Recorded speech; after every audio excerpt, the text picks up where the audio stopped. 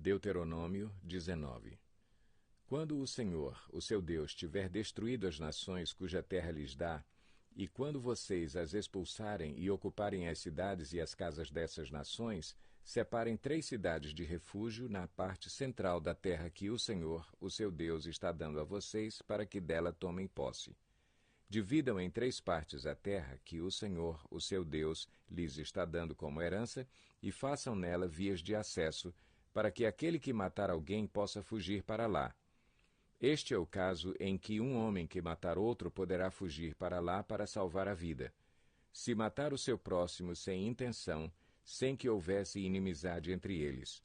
Por exemplo, se um homem for com o seu amigo cortar lenha na floresta e, ao levantar o machado para derrubar uma árvore, o ferro escapar e atingir o seu amigo e matá-lo, ele poderá fugir para uma daquelas cidades para salvar a vida. Do contrário, o vingador da vítima poderia persegui-lo enfurecido e alcançá-lo, caso a distância fosse grande demais, e poderia matá-lo, muito embora este não merecesse morrer, pois não havia inimizade entre ele e o seu próximo. É por isso que lhes ordeno que separem 3 cidades.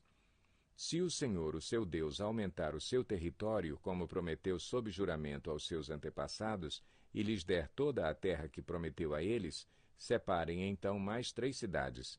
Isso acontecerá se vocês obedecerem fielmente a toda esta lei que hoje lhes ordeno: amar o Senhor, o seu Deus, e sempre andar nos seus caminhos. Façam isso para que não se derrame sangue inocente na sua terra, a qual o Senhor, o seu Deus, lhes dá por herança, e para que não sejam culpados de derramamento de sangue. Mas se alguém odiar o seu próximo, ficar à espreita dele, atacá-lo e matá-lo, e fugir para uma dessas cidades, as autoridades da sua cidade mandarão buscá-lo na cidade de refúgio e o entregarão nas mãos do vingador da vítima para que morra. Não tenham piedade dele. Eliminem de Israel a culpa pelo derramamento de sangue inocente, para que tudo lhes vá bem. Não mudem os marcos de divisa da propriedade do seu vizinho, que os seus antecessores colocaram na herança que vocês receberão na terra que o Senhor, o seu Deus, lhes dá para que dela tomem posse.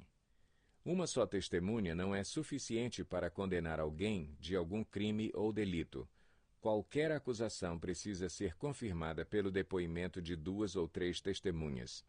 Se uma testemunha falsa quiser acusar um homem de algum crime, os 2 envolvidos na questão deverão apresentar-se ao Senhor diante dos sacerdotes e juízes que estiverem exercendo o cargo naquela ocasião. Os juízes investigarão o caso e, se ficar provado que a testemunha mentiu e deu falso testemunho contra o seu próximo, deem-lhe a punição que ele planejava para o seu irmão. Eliminem o mal do meio de vocês. O restante do povo saberá disso e terá medo, e nunca mais se fará uma coisa dessas entre vocês. Não tenham piedade. Exijam vida por vida, olho por olho, dente por dente, mão por mão, pé por pé. Deuteronômio 20. Quando vocês forem à guerra contra os seus inimigos e virem cavalos e carros e um exército maior do que o seu, não tenham medo, pois o Senhor, o seu Deus, que os tirou do Egito, estará com vocês. Quando chegar a hora da batalha, o sacerdote virá à frente e dirá ao exército: Ouça, ó Israel, hoje vocês vão lutar contra os seus inimigos.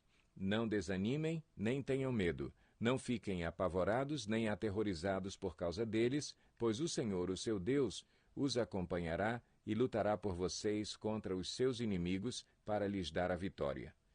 Os oficiais dirão ao exército: Há alguém que construiu uma casa e ainda não a dedicou? Volte ele para sua casa para que não morra na guerra e outro a dedique. Há alguém que plantou uma vinha e ainda não desfrutou dela? Volte ele para sua casa para que não morra na guerra e outro desfrute da vinha. Há alguém comprometido para casar-se que ainda não recebeu sua mulher?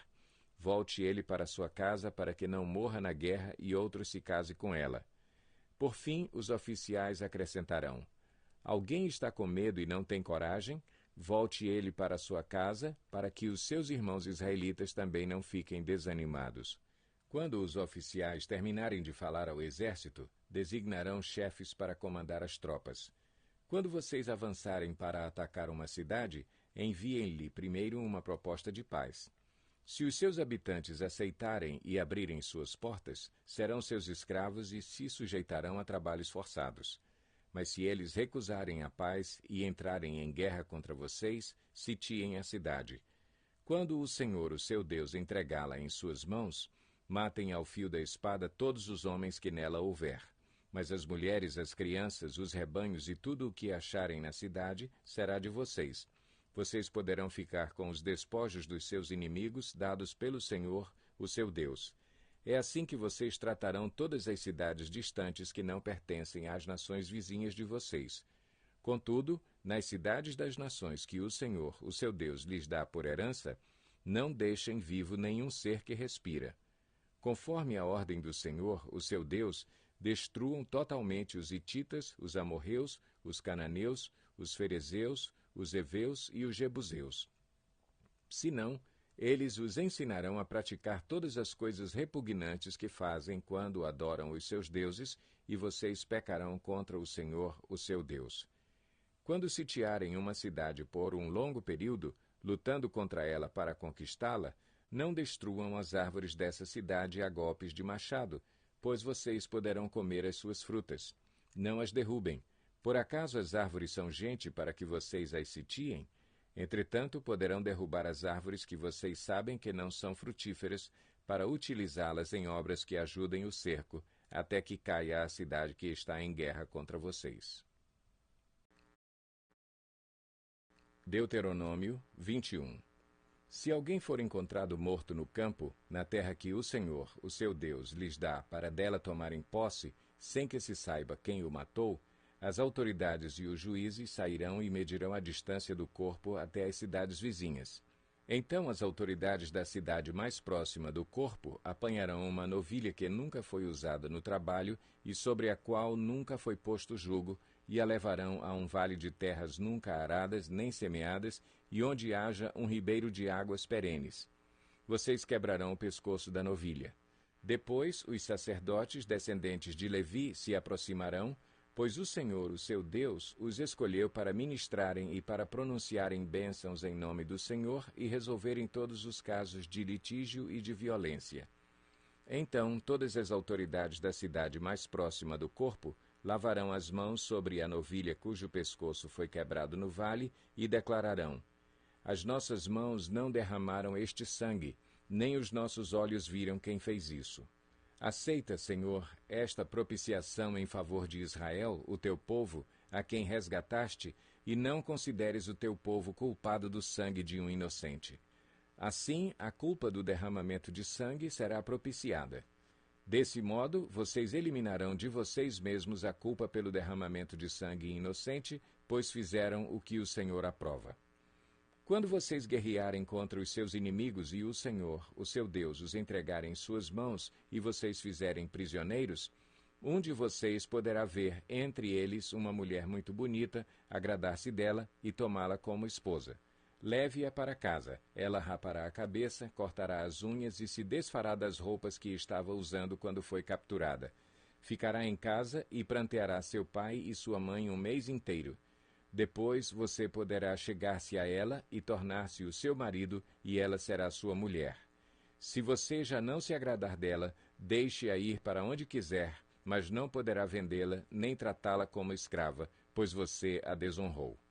Se um homem tiver duas mulheres e preferir uma delas, e ambas lhe derem filhos, e o filho mais velho for filho da mulher que ele não prefere, quando der a herança de sua propriedade aos filhos, não poderá dar os direitos do filho mais velho ao filho da mulher preferida, se o filho da mulher que ele não prefere for de fato o mais velho. Ele terá que reconhecer como primogênito o filho da mulher que ele não prefere, dando-lhe porção dupla de tudo o que possui. Aquele filho é o primeiro sinal da força de seu pai, e o direito do filho mais velho lhe pertence. Se um homem tiver um filho obstinado e rebelde que não obedece ao seu pai nem à sua mãe e não os escuta quando o disciplinam, o pai e a mãe o levarão aos líderes da sua comunidade à porta da cidade e dirão aos líderes: Este nosso filho é obstinado e rebelde, não nos obedece, é devasso e vive bêbado. Então todos os homens da cidade o apedrejarão até a morte. Eliminem o mal do meio de vocês. Todo o Israel saberá disso e temerá. Se um homem culpado de um crime que merece a morte for morto e pendurado no madeiro, não deixem o corpo no madeiro durante a noite. Enterrem-no naquele mesmo dia, porque qualquer que for pendurado no madeiro está debaixo da maldição de Deus. Não contaminem a terra que o Senhor, o seu Deus, lhes dá por herança.